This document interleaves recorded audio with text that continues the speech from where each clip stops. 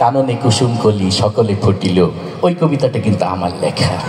কিন্তু আমি যখন পেট্থমিটা লিখি তখন আকার ও শিকার কিছু আবিষ্কার হয় নাই। তখন আমি এটা লিখেছিলাম পেট্থমি এইভাবে: পকসব কররব রতপহল কনন কসম ফল সকল ফটল।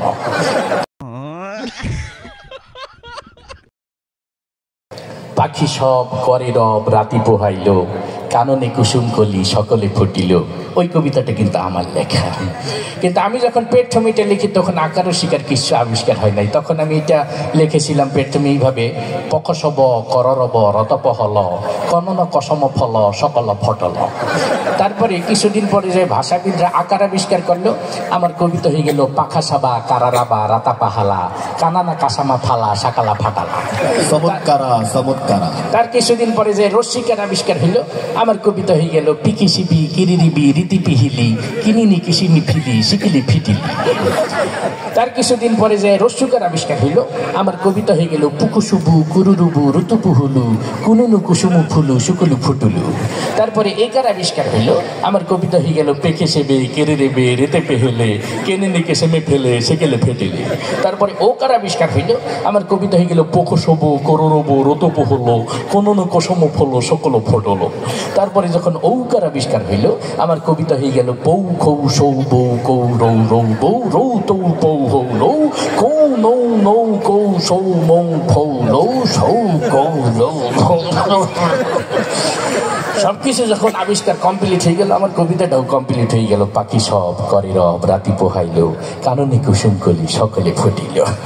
চমৎকার চমৎকার এইরকম বিষয় তোরে সর্বনাশ। আচ্ছা, এতক্ষণ তো আমরা আকার রসিকা সম্পর্কে জানলাম, যখন অক্ষর আবিষ্কার হয়নি তখন আপনি কিভাবে লিখতেন? যখন অক্ষর আবিষ্কার হয় নাই তখন এই কবিতাটা আমি লিখেছিলাম ইশারা ইঙ্গিতে, কারণ অক্ষরই নাই লেখমুখী দিয়ে। তখন আমি এই কবিতাটা লিখেছিলাম এইভাবে: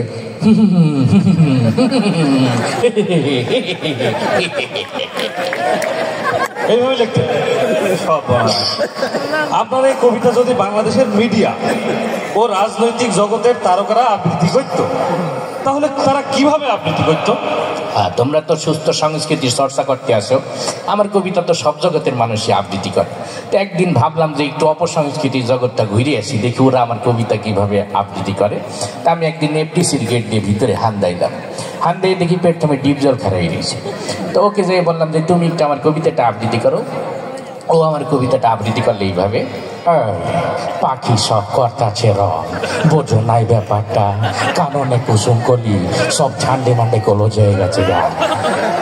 আমি বললাম যে তোর আবৃত্তি তো ভীষণ ভয়ঙ্কর রকম হয়ে গেছে, আমার তো ফুল ফোটার কবিতা এত ভয়ঙ্কর হবে না, একটু রোমান্টিক হবে। তা আমি দেখলাম সামনে মিশা সওদাগর খাড়াই দিয়েছে, ওকে যাই বললাম গেদে তুমি একটু আবৃত্তি করো। তো মিশা সওদাগর আবার আরো ভয়ঙ্কর ভাবে বললো: পাখি সব করে রব রাতি পোহালো, এই দেখ রাতি পোহালো কাননে কুসুম কলে সকলে ফুটিল। তা আমি বললাম তোরটা তো আরো ভয়ঙ্কর শোনা গেল, এত ভয়ঙ্কর তো হবে না।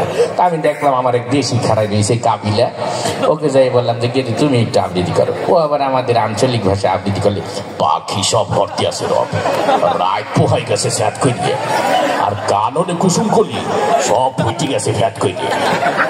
তা আমি বললাম তোর আবৃত্তিটা আমার ভালো লাগছে, কিন্তু মাঝখানে আবার স্যাট করে আর ফ্যাট করে তো আমি লিখি, তোকে দিয়ে হবে না। তা আমি গেলাম একটু নরম ধরনের একজন মানুষ, খুব ইমোশনাল মানুষ, কথায় কথায় কান্দি দেয়, ওমর চালির কাছে। তোর কাছে গেলাম, ও আবার কান্দি কান্দি বলতেছে: পাখি সব করে রব রাতি পোহালো কাননে কুসুম কলি সকলে ফুটিল। আমি গেলাম তুই আর কান্দিস না, ফুল ফোটার কবিতা কান্দে নাকি মানুষ, তোর দিয়ে হবে না। চলে গেলাম মরহুম মান্নার কাছে। মান্নাকে যে বললাম তুমি একটু আবৃত্তি করো। ও আবার গাল সবাই সবাই বলতেছে: পাখি সব করে রব রাতি পোহালো মজা রাতি পোহালো কাননে কুসুম কলে সকলে ফুটিল, সকলে ফুটিল।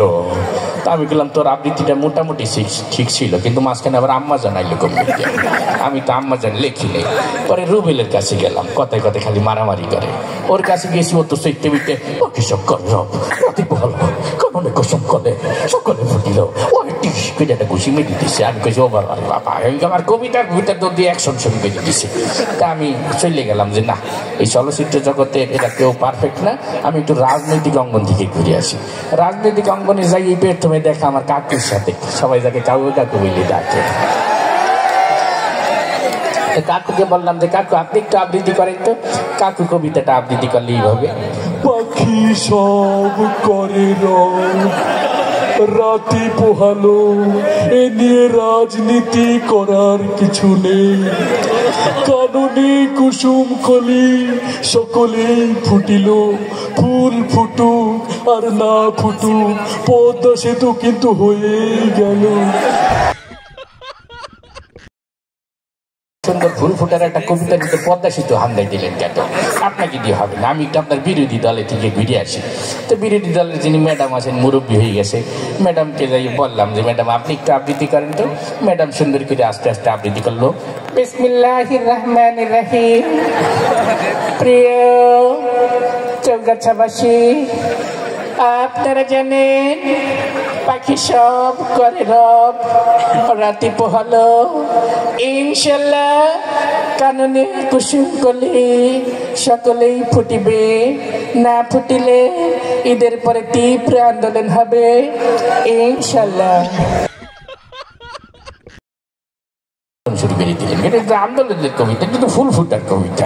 হ্যাঁ, শেষে দেখলাম যে না, একটু কারো ই হবে না, আমার এই সাংস্কৃতিক জগতের এরাই ভালো পারবে, মানে আমি চলে আসলাম আর কি। তা কবি সাহেব, এত প্রতিভা নিয়ে আপনি ঘুমান কি? বালিশের তলে মাথা হান্দাই দিয়ে ঘুমাইছে।